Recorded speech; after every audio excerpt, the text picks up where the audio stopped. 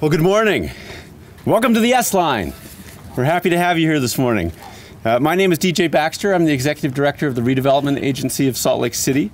And I could spend most of the morning talking about what we do, but I won't burden you with that.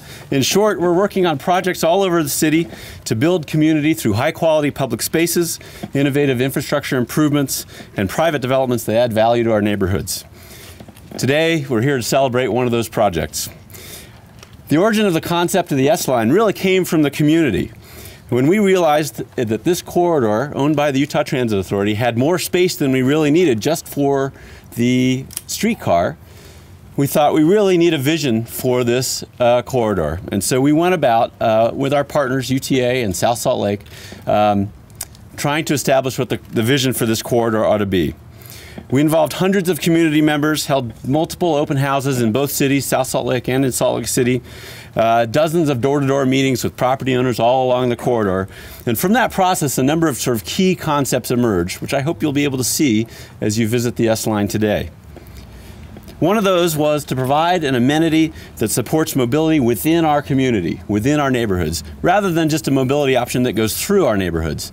And this is a really important feature, particularly to the residents of South Salt Lake. And I also want to recognize Soren Simonson, who is here today. He's one of our council members at the time and was instrumental in sort of navigating that process and getting us to this as one of those key concepts.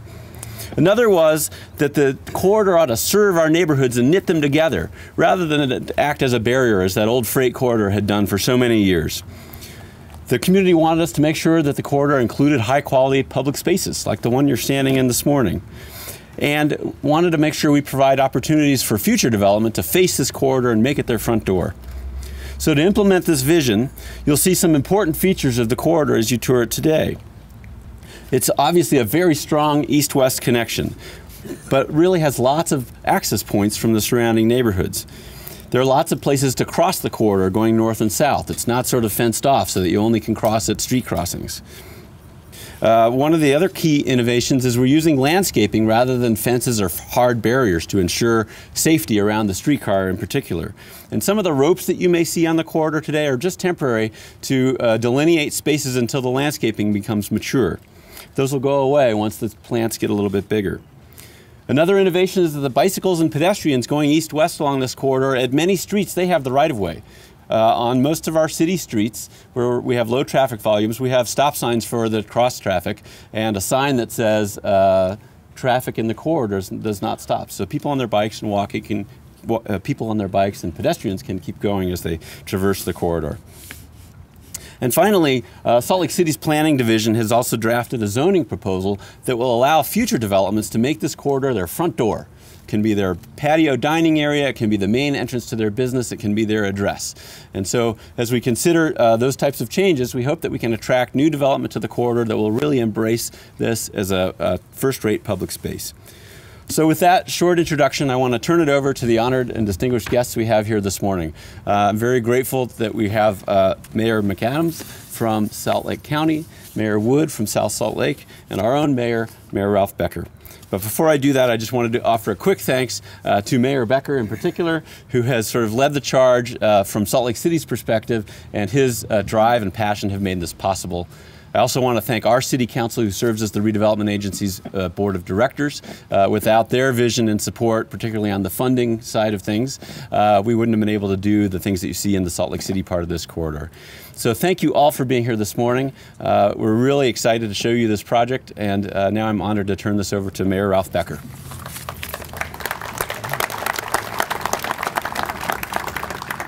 DJ, thank you. And we also, of course, have UTA represented here with Steve Meyer. Two things I guess I want to talk about. This corridor is really about partnerships, and it's also about connections. And it's about connections today and going forward. As has been true, and I have learned over time, what we are most noted for around the country is not only the success we've seen in a new transportation regimen for really our whole region, but we are also particularly well known for people coming together around things that we want to get done. And I did not realize how unusual that is as we look across the country. And it is the reason, I think, first and foremost, that we are seeing us move better and more quickly as a region, galvanizing around important projects. And in this case, South Salt Lake City, and UTA came together around how do we take this corridor, which has been a freight transportation corridor in its past, and make it a truly viable and vibrant way to connect people going east and west in what would otherwise, I think, be a streetcar or a rail corridor, but really now serves as a link really from Parley's Canyon, extending all the way to the Jordan River east-west for pedestrians and cyclists. And I think we are already seeing with this greenway an incredible increase in use as people are looking ways to traverse our valley. So for the Greenway corridor, it's really part of the Pratt Trail system, and I don't know if Karen Hale and others from the Pratt Trail, I'm sure they're here. We've got a great number of folks here, Juan and others here.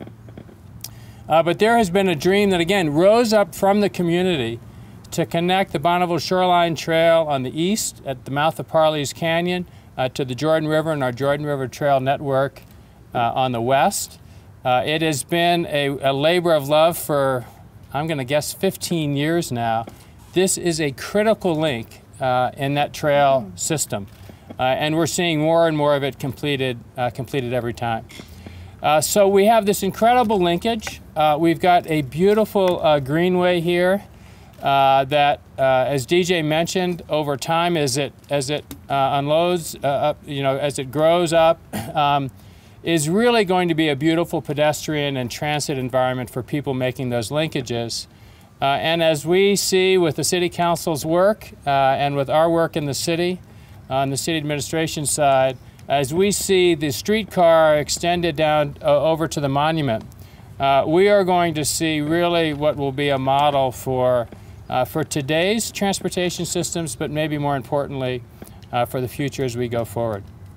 So it's really with, I think, a lot of excitement for us in Salt Lake City and South Salt Lake as the two jurisdictions with who have jurisdiction over this area, that we're announcing the opening of this Greenway corridor, both for the streetcar behind us and in front of us, but also much more really for the pedestrian and cycling environment that provides a critical link for transportation in this valley and a beautiful amenity for people to enjoy for many, many years to come.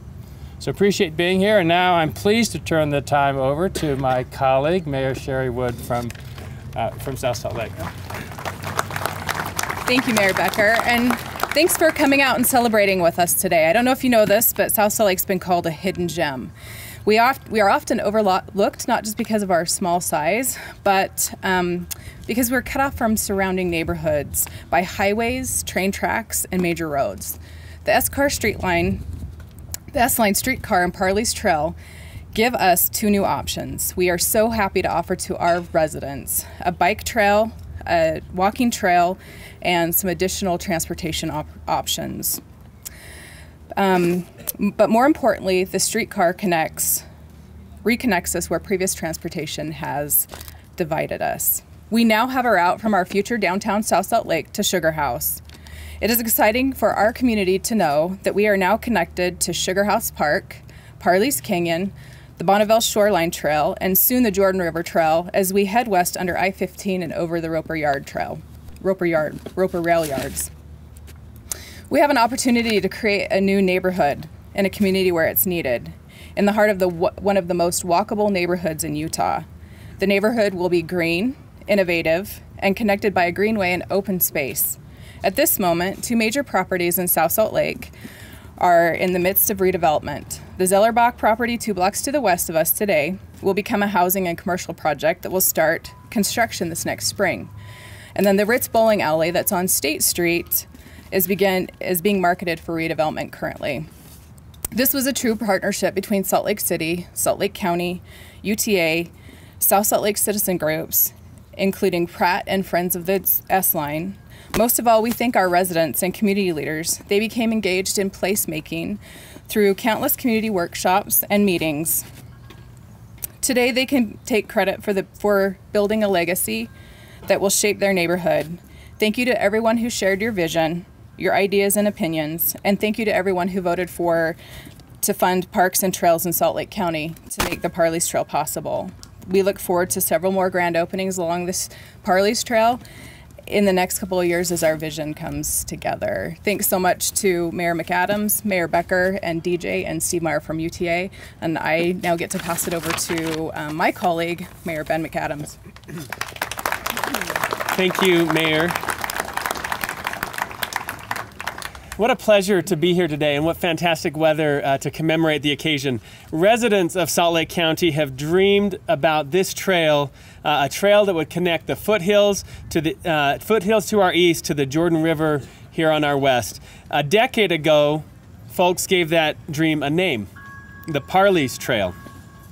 Running 8 miles from the Bonneville Shoreline Trail along the I-80 alignment, it would be a non-motorized bike and pedestrian trail for commuting, for exercise, and just getting outdoors with family and friends safely and efficiently. So thank you to the residents and citizens of our county that said yes to the Parks and Trails Bond in 2012. And thanks to that support from our residents, in no small part, we're holding this celebration today. These bonds are these bonds that the voters authorized helped us to get the funding to complete many existing projects, including the Parley's Trail and the Jordan River Parkway. One thing that we know is our residents value freedom. They also value the variety of choice that these trails offer, which makes sense since we've opted to live in one of the most beautiful natural environments in the United States. At the end of next year, when the Parley's Trail is completed, thanks to combined funding from Salt Lake County, Salt Lake City, South Salt Lake from the Park Bond authorized by the voters, the Zoo Arts and Parks Program, and the Federal Transportation Authority and UTA, we'll have built miles of trail through our busy urban expanse.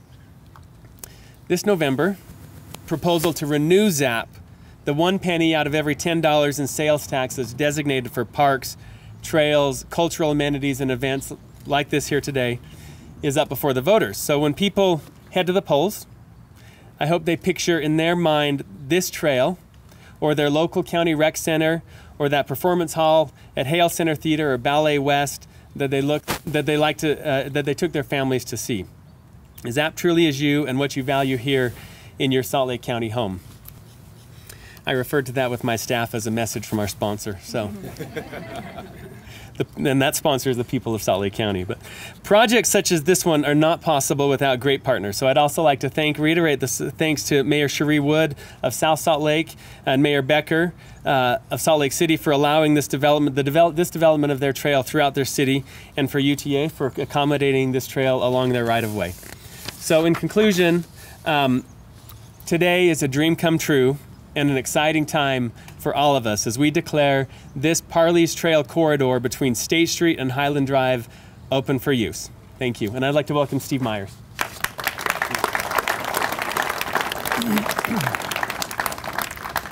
Well, it's been an honor and a great opportunity for UTA to participate with these cities and the county on putting this trail system together. You don't often see streetcar projects with this kind of transportation and pedestrian bicycle amenities next to it. But it's a great opportunity, and we're gonna, you get tired of riding your bike or walking, you can get on that train and make the rest of your trip on that. Or you eat too much at these great restaurants in Sugar House. What a great opportunity to take the train back home. But this is gonna be nice for us today and for generations to come. It's part of an expanding system. We may do with a lot or with a little to make a lot happen in this corridor, and everybody pulled together to get the funding and the design and the cooperation and collaboration to make this happen. We do appreciate our contractors and our designers and all those folks who helped facilitate the design and construction of this work. We appreciate the neighbors who put up with the construction impacts to make this happen. And now I welcome all of you to enjoy this corridor that's a benefit to this entire community. Now we got an opportunity for the mayors to have a little competitive action here. They're going to open up this bocce ball area. So we're going to turn some time back over to them and we'll let you guys get it set up, but they're going to start off with the initial competition here. Thank you. While we're setting up for that grueling competition, I wanted to wrap things up with a couple of closing comments. One is that once we're finished here, we invite all of you to walk one block to the west, which is the border of South Salt Lake and Salt Lake City, and I understand South Salt Lake will be hosting us for some refreshments there. So I hope you'll enjoy this block of the corridor and make your way there when we're finished. The last thing I wanted to do is to, now that you've met a project like this doesn't happen without great leaders, and you have met them this morning, the mayors, Steve at UTA, but there are also a couple of really key members of all of our staffs that I would like to introduce to you very briefly, just so you know who they are. And they're really the ones who put their eye to every single detail on this project, and I think are worthy of recognition. Steve mentioned our designers and contractors. Our contractor is Stacy and Whitbeck, and Ryan Mehmet is here this morning. I want to acknowledge Ryan. Thank you. They really do phenomenal work. Our designers are HDR, and John Butenov is here from HDR. And then our landscape and trail designer was CRSA, Bryce Ward and Steve Cornell. They're over here. At UTA, Jim Webb managed this project, both the streetcar and the Greenway, and we want to acknowledge Jim's great work. In South Salt Lake, this whole concept never would have happened without the heroic work of Dennis Pay. Where's Dennis? Is he here? I saw him. Oh, he put his hat up. Sharon Howery also works for South Salt Lake and was instrumental in working on the design here. And in Salt Lake City, I want to thank our team wholeheartedly, which includes Ed Butterfield, a senior member of our staff who oversaw visioning, finance, design, construction, the whole gambit. Ed, where are you? Ed Butterfield. Our on-the-ground construction manager has been Ben Davis. I understand he's in Disneyland with his kids today, so we miss him, but want to acknowledge his great work on this. And finally, many of the innovations that you see here today, in fact, I think the biggest one is that we have a corridor where the streetcar flows through without any fences to separate you from the streetcar, with maybe one little exception. And a lot of those sort of safety innovations have been possible because of the expertise of Robin Hutchison, our transportation director, who worked very closely with UTA's safety team to come up with the very best way to make this an accessible, beautiful corridor that was still safe for all of its users. So thank you to our amazing teams who made this happen.